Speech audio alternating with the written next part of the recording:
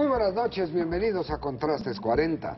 Saludo esta noche a Eduardo Ruiz-Gil. Eduardo. Muy buenas noches a ti y a todo el público que nos acompaña. Ana María Salazar. Buenas noches a todos. Muy buenas noches a todos. Francisco Garfias. Buenas noches.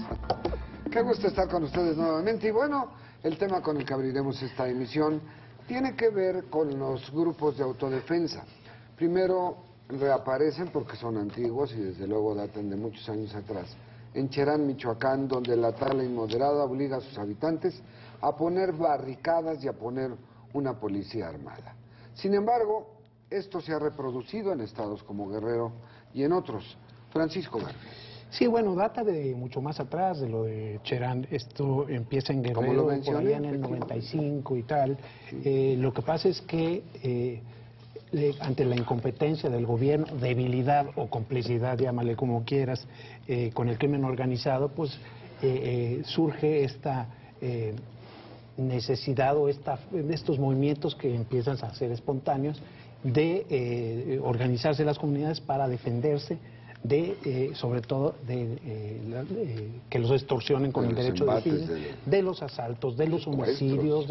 Es, digamos, una manifestación del hartazgo que haya, sobre todo en estos, ya hay, parece ser que 6 o 7 estados donde se han multiplicado estos grupos armados de autodefensa civil, y el gobierno pues no encuentra ninguno de los 3 niveles de gobierno le encuentra, digamos, solución a esta cuestión de la seguridad. Acabamos de ver lo que sucedió en Durango, que le quemaron en Gómez Palacio, perdón, que le quemaron los negocios a la alcaldesa, la balearon. Es decir, todo esto te muestra de alguna forma que el Estado es débil frente al crimen organizado. No pueden sostener, no se nota, digamos, un cambio con la salida de Calderón y la llegada del presidente Peña, que a Peña Peña es evidente que quiso un poco sacar del discurso el tema de la seguridad, pero la realidad se le está imponiendo. Sí. Ana María, en este caso, las armas, que es lo de menos saber de dónde vienen, tienen a estos grupos organizados como policías comunitarias en un escenario de país diferente a lo que era pues la antigüedad de su origen. Es decir, el riesgo también es que quién sabe quiénes son cada uno de esos encapuchados, si no están integrados también, ¿por qué no alguna célula que pueda avisarles a los mañosos de lo que se está o que está por venir o de lo que se habla en la reunión?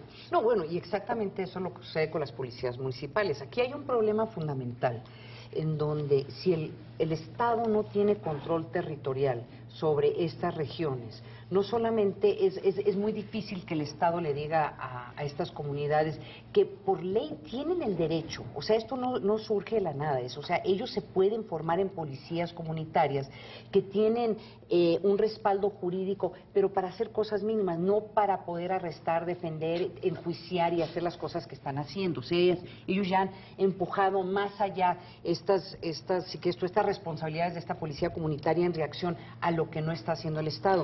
Pero si el Estado no tiene control territorial, tienes el mismo problema con las policías municipales. Pueden ser policías municipales que son parte de un trabajo ambivalente, ¿no? Y el segundo tema, y yo sí creo que es importante recalcarlo, que aunque las policías comunitarias ya es un tema de antaño, la verdad es que no ha tomado un auge o tomó un auge muy importante en los últimos 2 o 3 meses. ¿Y en reacción a qué? Y eso es lo que habría que entender. No es que estas comunidades de repente se sintieron más amenazadas, sino yo creo que se envió un mensaje a muchas de estas comunidades de que el gobierno estaría dispuesto a aceptar esta fórmula.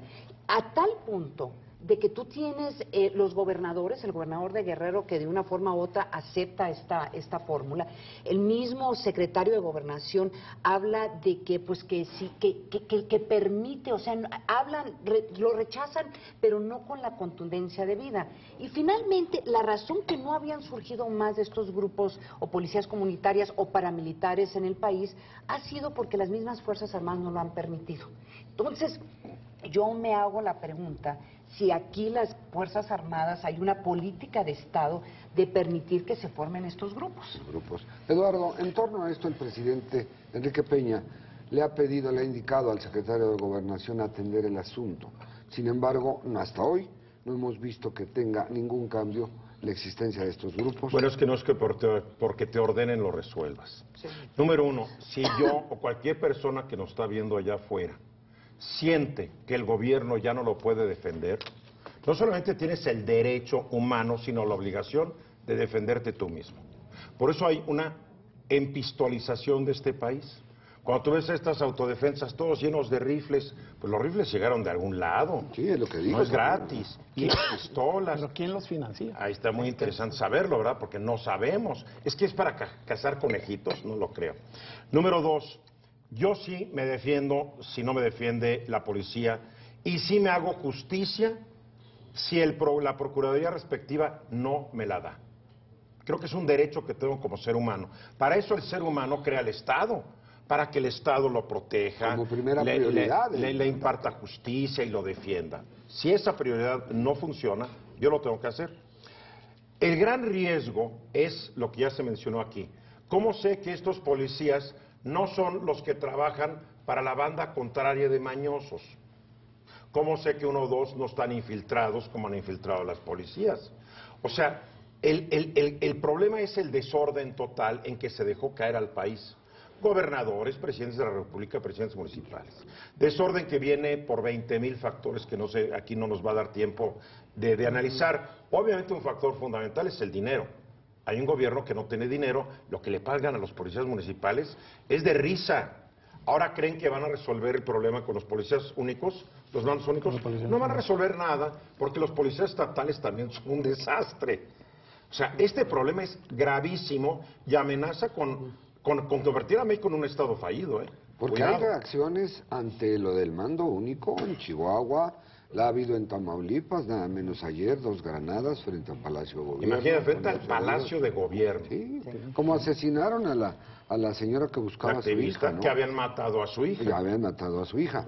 Aquí lo importante es determinar en un momento dado, por el lado del gobierno, en apego a la ley, si están permitidos, cuáles son sus facultades y sus límites. Que se descubran el rostro, que se sepa quiénes son.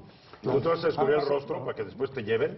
Sí, yo aquí quisiera acotar una cosa. Es decir, yo sí veo muy riesgoso que estas policías comunitarias se sigan multiplicando como se están haciendo. Es decir, eso se llama la ley de la selva. Claro. Cuando ya todo mundo Se asume como que yo puedo, y tienes razón, tienes derecho a defenderte, pero cuando ya esto se convierte en, ya no es una comunidad o 2, sino que está cundiendo, ya son 8 estados que tienen estas policías comunitarias o grupos de autodefensa civil, porque son pueblos que se levantan en armas, esa es la verdad. Sí.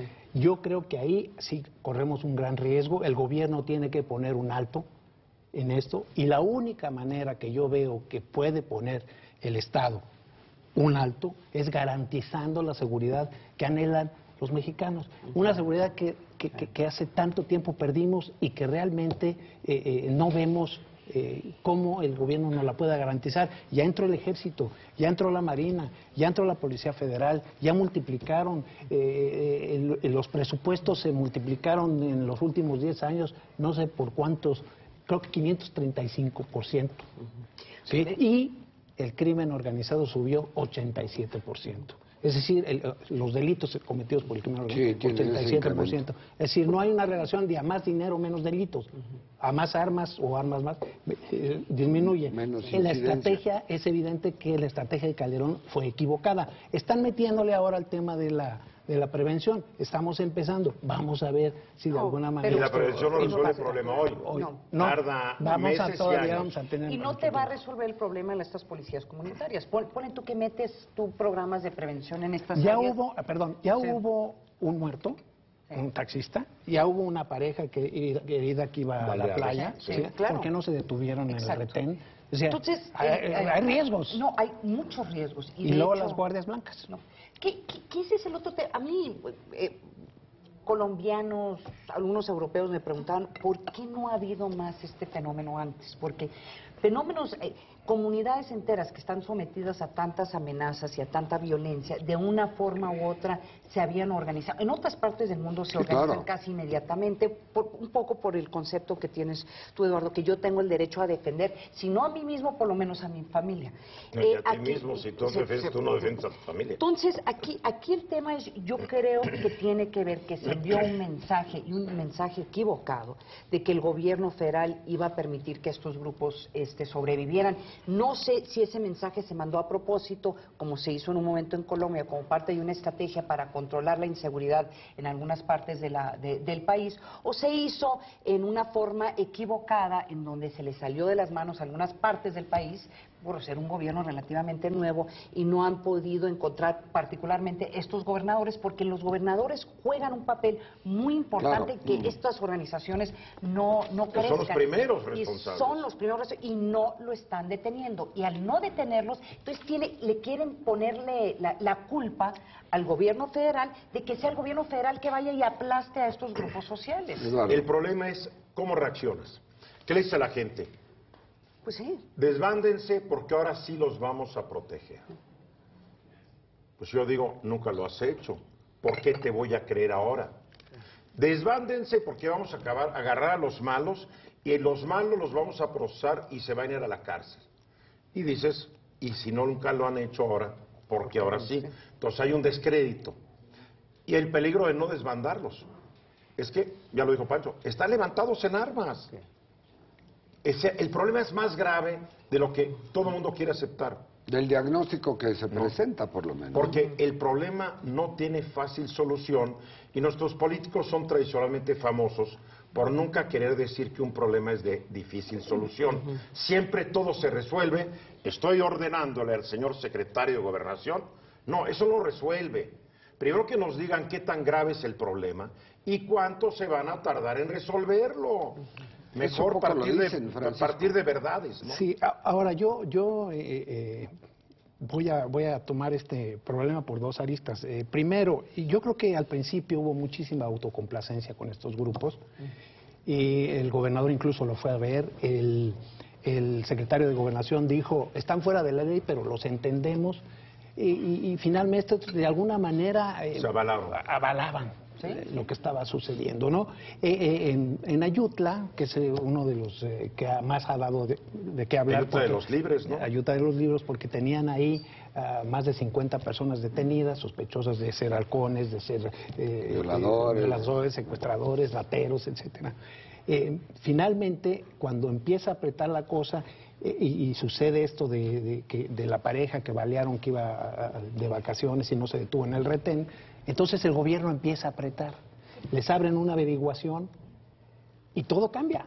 Y entonces entregan a los responsables, a los que estaban detenidos, que estaban amenazados con un tribunal popular, que era lo que manejaba. Hasta para fusilarlos. Ahora, ¿cuál es la otra arista? El tema, la bronca que ha provocado esto, digamos, ya en las cúpulas políticas. Ayer estuvimos, risible de alguna manera el intercambio que tuvieron el gobernador de Guerrero y Manlio Fabio Beltrones, el gobernador de Guerrero, Manlio Fabio Beltrones, denunciando esta, digamos, complacencia de Ángel Aguirre, replicándole, eres un represor, y Manlio diciéndole... El origen de tu forma. Primero quizás estaba sobrio cuando dijo eso. Pero es que tiene cierta fama el gobernador de Guerrero, ¿no? Sí. De que es como que es compadre de Jalisco, que ya se va. Son etílicos, ¿no? Dicen. Pero Manlio Fabio tiene razón en el sentido de que mucho la complacencia, o sea, los gobernadores les gustan en su mayoría estas fórmulas, ¿sí? Pero ¿cuál complacencia? ¿No haber hecho nada nunca? No, acuérdate que pero es que la complacencia la mides, mira, nunca han atendido el problema. Exacto. Claro. Esperaban que llegara el Ejército, la Marina, la Policía Federal. Ve las cárceles. ¿Cuántos motines, cuántos muertos en las cárceles? Y díganme, ¿qué gobernador ha levantado un dedo realmente para transformar las cárceles de su estado? Pero yo te voy a decir lo que sucede en el Cerezo de Gómez Palacio, por ejemplo. lo vaciaron. Lo cerraron, Sí, claro. tuvieron Se que vaciaron. Y lo derrumbaron. Lo cerraron y se llevaron a todos los presos a cárceles 800. federales, ¿no? Algunas, no, los federales a las federales y los locales Pero a después las de locales. cuánto tiempo. Sí, claro. Y eso, Entendamos algo, y ¿no? ahí en Gómez Palacio y en Lerdo, que es la zona de la comarca de La Bolera, no hay ya policía municipal. A todos los corrieron. Sí. Y a los jefes Oye, policíacos. ¿y dónde están los que corrieron? Pues Estarán trabajando en la casa de uno de los que seguramente los ven. están alimentando. Digo, ahí está el Y problema. Los ahí- corren y... Sí, no pasa nada. No hay Y un los seguimiento jefes de policíacos, están detenidos y encausados. Ahora, Todos. eso, ¿Y las por eso ha infanterías? sido mi... Y las infanterías ahí andan alimentando al cártel de, como dice el gobernador le llaman los chapos insurrectos porque es una excepción del cártel de Sinaloa. De Sinaloa. Chapos insurrectos. Yo, si recuerdan, hace algunos programas yo fui algo crítica de estos programas de prevención, cuando se hizo este gran evento en donde se crea esta comisión intersectorial. Y mi crítica no es porque no deben de existir estos programas son maravillosos. Mi crítica digan cuánto. mi crítica va es que por tener este lenguaje, por usar esto como tu prioridad, hasta la fecha no sabemos cómo van a combatir en forma más inmediata estos grupos del crimen organizado. O sea, como tú comentaste ahorita, la realidad ya los alcanzó. Y entonces sí tengo esa duda de que si ellos tienen algún plan que sea muy diferente a lo que tenía el presidente Felipe Calderón, excepto que tal vez estos van a ser más organizados. Esa es la única Y diferencia. que sin estoy duda, viendo sin este duda momento. va a haber una mayor coordinación, Sí, porque digo, yo creo eso es que lo que, como dice el problema de Francisco. Es lo que con Felipe esperamos. Calderón, Eso sí, sí. no había, ni el ejército no le decía lo que sabía la Marina no le decía lo que sabía el ejército, la Policía Federal no le decía nada Cada ni al quien ejército tocaba ni a la por su Marina, lado. Esperemos ni que ahora al sí gobernador. ocurra. Que eso ocurra. Esperemos que ahora sí ocurra. Con el Porque cambio- de este desastre muchos estábamos enterados por el chismorreo, pero sale a la luz gracias a Wikileaks, en donde el propio embajador de Estados Unidos dice, están Esto es un peleando relato. todos. Sí, sí. Todos. A ver si al rato nos enteramos por otro Wikileaks. Pero era queja constante de los gobernadores. Decía que sí. los que no había ni Pero acuérdate, no compartían inteligencia. el presidente Calderón se enojó muchísimo que los acusaran de que no estaban, que Bueno, no se estaban está en contra del coordinando. embajador. A mí lo que me preocupa es que se le dé demasiado énfasis a programas de mediano y largo plazo, que son las soluciones sociales, porque eso de generar empleos bien pagados, pues va que tarda. Eso de que las obras de infraestructura, ¿de qué sirve una cancha de golf? Perdón, de fútbol. De fútbol. De Pues fútbol. para nada, para nada. Ya Que te traicionó al delató. subconsciente. No juego golf. ¿De qué sirve una cancha de fútbol o de básquetbol si los que lo usan son los ninis que no tienen nada que hacer? Y es más, ahí van y lo reclutan. Sí. Aquí yo creo que sí, el error no ha sido vamos a seguir con la estrategia mientras la cambiamos. Porque yo soy el Chapo, yo soy el jefe de los Zetas, ahorita estoy diciendo, qué buena onda, ya le van a bajar, China libre, ya voy para allá, para acá y donde sea, ya me están abriendo el negocio, porque la percepción, y cuidado, esto es muy peligroso, en mucha gente es que todo el mundo se va a ir al cuartel, Sí. y dices al cuartel, ¿y qué van a hacer con estos que están afuera? Exacto. Extorsionándome, robándome. ¿Por qué no se trata de que los que vendan drogas, no te vayas contra ellos? Vete con los que te extorsionan, te roban, te Mira, matan, ¿no? el hecho de que esta percepción que ha tratado de crear el gobierno de que las cosas han cambiado y de que hay menos violencia, porque trataron de crear esa percepción de que había bajado la violencia, que no es cierto, los números No, pero lo nunca, reflejan. nunca, No, nunca. Incluso pero- lo dijo, en 2 meses lo dijo No, el secretario pero- del gobernador, no se a pueden ver, esperar resultados en no, 2 meses. No, pero ellos al hablar Pero sí ha sobre habido una otros temas... estrategia de sí, vamos a no, bajarle, vamos a la bajarle. lucha armada y subirle En la eso está. Exacto. La estrategia es sacar el tema del discurso, Exacto. Bueno, cosa pero- que Calderón nunca hizo, pero- porque pero iba a al- inaugurar Bueno, una Calderón obra hizo. cultural y acababa Ahora, hablando del pero Chapo. al no, Sí, no, pero está al mal. no hablar sobre eso, Tampoco da quiere la decir que se va el impresión de problema. que no solamente no se va, pero de que no es una prioridad. Y la realidad es que la solución al problema de la violencia en el país tiene que ser una prioridad del presidente, guste o no les guste, porque los costos que van a tener que incurrir para resolver este problema son costos políticos, son costos en vida, son costos... Es altísimo. Entonces, si el presidente no está hablando del problema, hasta ahorita el presidente no ha dicho narcotráfico, creo que en ninguno de sus discursos. Es que yo creo que el narcotráfico ya no es el problema. El No, es problema el crimen son las organizado. otras ramas del área Crimen del organizado. Crimen organizado. Tampoco Ya lo ha es el dicho. árbol con sus ramas. Déjenme hacer una pausa, volvemos en Sí, un momento. sí, Raúl. Está usted en Contrastes 40. Érela ya. Estamos de regreso en Contrastes 40. Un saludo muy afectuoso a quienes nos ven en el Estado de México a través del canal 6.2, la señal de Proyecto 40. Y no se pierda la serie Los Borgia, que muestra las intrigas y la vida privada de una de las familias más ambiciosas de la historia. Pedacito es este jueves 21 de febrero, 22 horas, aquí en Proyecto 40. Buenísima serie, ¿eh? Es muy buena. Sí, Y bueno, las intrigas. hablando de todo lo Ya que es estamos causa amigos. y efecto en relación a la seguridad y a que interviene el ejército ha cumplido 100 años. Y esta conmemoración, esta celebración que tuvo una presentación de la Sinfónica del Ejército, la Marina, coros, en fin, en el auditorio, y antier un desayuno en el campo militar número 22. Ahí el presidente Calderón hubiera Peña. querido estar. El presidente Peña. ¿Ves? Uno tiene sus lapsus. Para la va a arreglar mejor que yo. Para haber escuchado el compromiso de que Enrique Peña les dice: señores, yo les garantizo mejores sueldos, mejor bono anual, condiciones de hospitales en mejores condiciones para la salud de sus familias, escuela con tecnificación, es decir, con... Pero hay que ser justos. Cuando llegó Calderón, lo primero que hizo fue hacerle un importante aumento de sueldos al ejército. La justicia es la justicia, y sí lo hizo Calderón. Y la conmemoración... Lo hizo, digo, pero no en forma...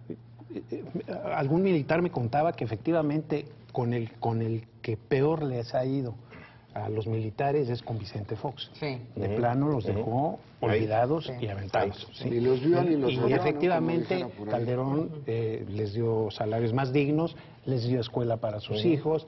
Es decir, lo que es lamentable es que estos 100 años caigan en un momento en que el ejército ha sido muy cuestionado.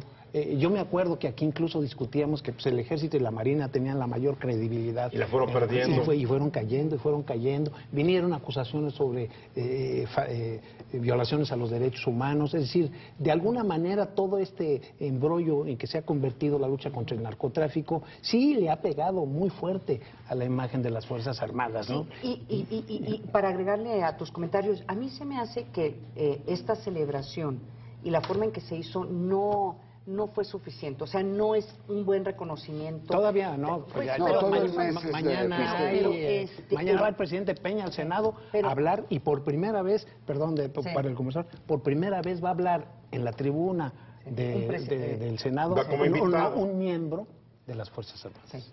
Pero porque son 100 años. Y cuando uno lo piensa, lo que ha representado el ejército mexicano para la estabilidad del país, para la historia de México, y con las críticas y con todo lo que uno le puede achacar, pero sí es una parte fundamental de México.